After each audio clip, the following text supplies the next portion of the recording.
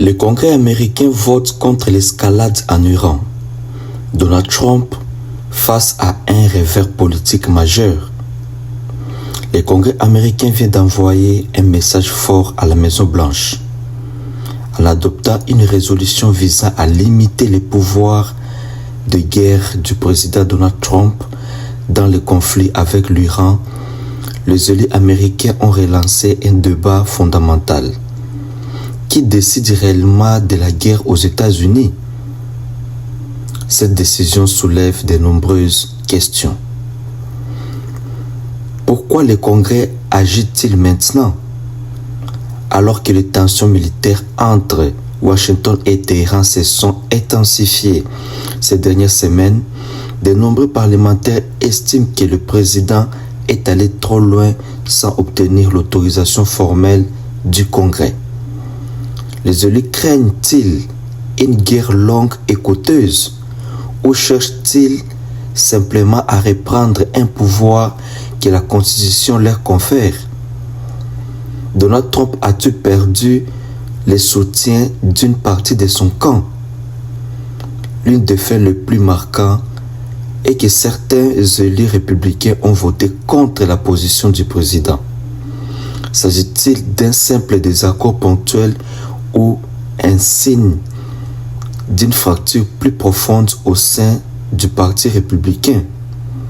À quelques mois d'échéances politiques importantes, cette contestation pourrait-elle fragiliser l'autorité de Donald Trump? La guerre est-elle réellement terminée? C'est probablement la question qui se pose des milliers de personnes à travers le monde. En réalité, le vote du Congrès ne signifie pas automatiquement la fin des opérations militaires. La résolution vise surtout à encadrer les pouvoirs du président et à rappeler que le Congrès doit être consulté pour toute guerre prolongée. Alors, assistez-nous à la fin du conflit ou seulement à une bataille politique entre les institutions américaines? Quel impact pour l'Iran? À Téhéran, cette décision pourrait être interprétée comme un signe de division à Washington. Les dirigeants iraniens y verront-ils une opportunité de renforcer leur position dans les négociations? Ou resteront-ils prudents face à une administration américaine qui conserve d'importants moyens militaires? Quelles conséquences pour le reste du monde? Chaque crise entre les États-Unis et l'Iran a des répercussions internationales. Le prix du pétrole, la sécurité au Moyen-Orient et les relations diplomatiques entre les grandes puissances sont directement concernées. Si les États-Unis réduisent leur implication militaire, qui remplira le vide stratégique dans la région? Et si les tensions reprennent, le Congrès pourra-t-il réellement empêcher une nouvelle escalade? La situation au Liban suivie de très près par les gardiens de la révolution. Les autorités iraniennes exigent le retrait de l'armée israélienne du Liban. Pour Téhéran, les deux dossiers Iran-Liban sont indissociables. Donald Trump pense l'inverse et menace toujours de relancer une offensive militaire sur le pays. Jusqu'à quand pourra-t-il menacer le régime? Les élus américains peuvent-ils retenir encore Donald Trump? Il semble lui avoir donné un avertissement. Bonjour Mathieu Mabin, on vous retrouve en direct de Washington. Le Congrès a approuvé un texte qui ordonne la fin de la guerre contre l'Iran. Est-ce un revers politique pour Donald Trump? Oui, sur le plan politique, c'est assez incontestable. C'est sans doute le premier véritable revers du président depuis le début du conflit, d'ailleurs. Mais même si les interrogations de la classe politique n'ont pas cessé depuis le 28 février, et en réalité même avant, sans archéologie diplomatique, l'Iran est un bâton poisseux pour la diplomatie américaine depuis 1979, quand même. Mais là, c'est vrai qu'avec une majorité à la Chambre des représentants, Donald Trump peut raisonnablement considérer qu'il a été désavoué par sa propre majorité. Pour la première fois, la Chambre des représentants a adopté une résolution visant effectivement à limiter les pouvoirs militaires du président dans le dossier iranien. Ce n'était pas la première tentative, mais cette fois, c'est passé à 215 voix contre 208 grâce au ralliement donc de 4 élus républicains aux démocrates. C'est d'ailleurs principalement ça qui pose problème à Donald Trump. Alors attention, Donald Trump garde la main sur le plan opérationnel et donc concrètement, cela ne change pas grand-chose sur le terrain. J'ai envie de dire, cela ne change rien. Il sait simplement qu'il agit désormais sans le soutien de la représentation nationale. Ce qui, aux États-Unis, est de nature non seulement à crisper l'appareil législatif, mais également, et j'ai envie de dire surtout, l'opinion publique, et donc les électeurs, vous l'aurez compris.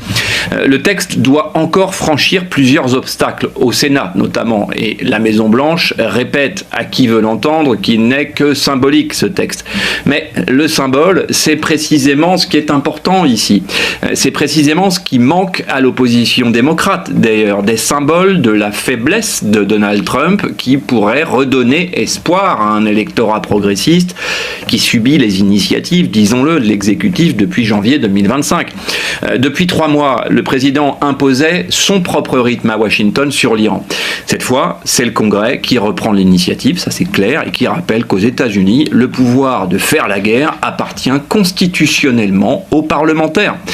Même si un veto présidentiel est possible et que Donald Trump ne se privera pas de l'utiliser. Mais il n'y a pas que ça, ce vote est aussi le reflet d'une inquiétude grandissante face clairement à une guerre qui dure, qui coûte cher et dont l'issue reste incertaine. Vous m'accorderez qu'on a quand même un peu l'impression de vivre la même journée depuis 3 mois sans que grand monde ne soit capable réellement de dresser un schéma clair de la stratégie présidentielle en Iran.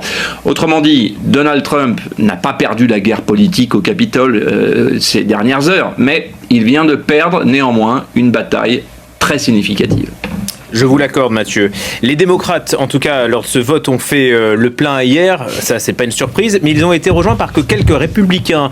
Est-ce qu'on assiste là à l'émergence d'une fracture au sein du parti républicain sur les interventions militaires à l'étranger ? Alors, c'est probablement l'élément le plus intéressant, effectivement, de ce vote. Et on voit bien qu'on n'a pas besoin que la fracture soit très profonde pour produire des effets. Alors, bien sûr, l'histoire nous enseigne que l'avenir politique des 4 parlementaires que vous venez d'évoquer, qui ont trahi leur camp, selon Donald Trump, leur avenir est largement compromis. Depuis des années, 2 courants cohabitent néanmoins au sein du Parti républicain. Il n'y a rien de nouveau dans tout ça. D'un côté, les interventionnistes traditionnels, héritiers de l'ère Bush, et qui a survécu dans le discours de John McCain, par exemple, des interventionnistes favorables à une présence américaine forte dans le monde, une présence militaire, et de l'autre, les élus proches du mouvement America First, dont vous entendez de plus en plus parler quand même, qui considèrent que les États-Unis ont trop dépensé d'argent, d'énergie et de vie humaine, accessoirement, dans les guerres au Moyen-Orient. La guerre en Iran a fait ressurgir cette fracture ancienne. Et les 4 républicains qui ont voté contre la position de la Maison-Blanche ne sont pas des cas isolés, en fait. Ils incarnent véritablement quelque chose.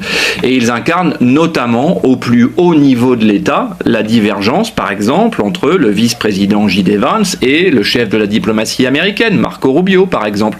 2 potentiels candidats à la succession de Donald Trump. Ça ne vous aura pas échappé. Et ce qui est frappant, c'est que ces critiques ne viennent pas seulement de modérés, justement. Elles viennent aussi de figures conservatrices, voire très conservatrices, qui soutiennent mordicus pourtant Donald Trump sur tous les autres sujets.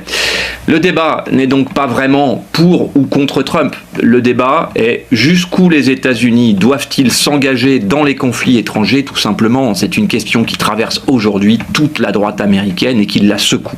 Et elle pourrait devenir d'ailleurs l'une des principales lignes de fracture du Parti républicain, effectivement.